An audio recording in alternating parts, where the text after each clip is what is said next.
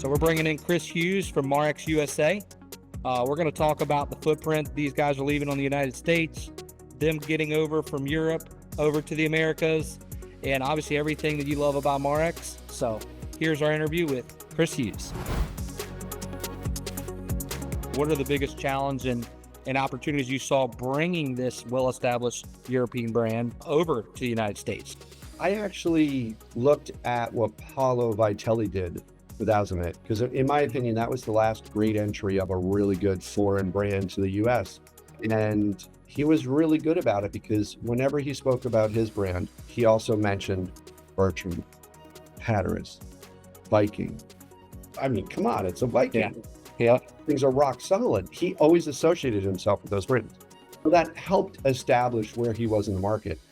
Technology is even the playing field for the most part in the boating industry today, because a lot of people have access to resin infusion.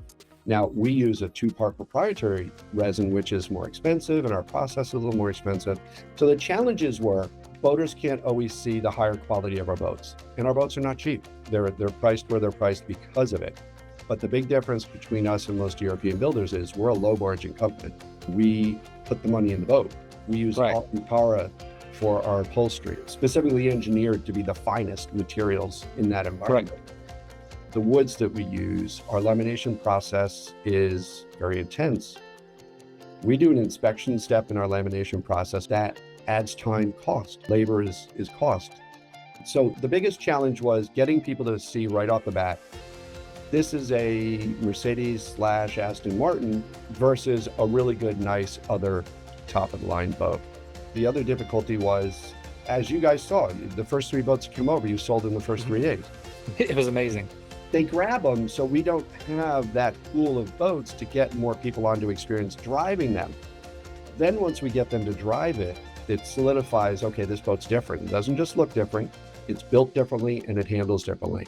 So I feel that we've been doing an okay job at overcoming those challenges, but those have really been the biggest ones because it's kind of like the hotels.com effect. Right. I don't know if you heard that one. You know, when the internet first came out, you'd have these hotels that would take these beautiful marketing pictures. And then you show up holding your phone up and you go, wait a minute, hotel on hotels.com. This is not it. So yeah, we ran into that with, they would compare us to some other European brands, not realizing that we are top tier premium versus, a good boat. Yeah, I mean, the rarity of having these boats on the ground, you kind of touched on that, and I tell my customers, sometimes they're like, oh yeah, we've heard this before. It's actually the only thing, I swear, in this industry that is actually, it is a very truthful statement when I say we have a Marex on the ground, they don't last.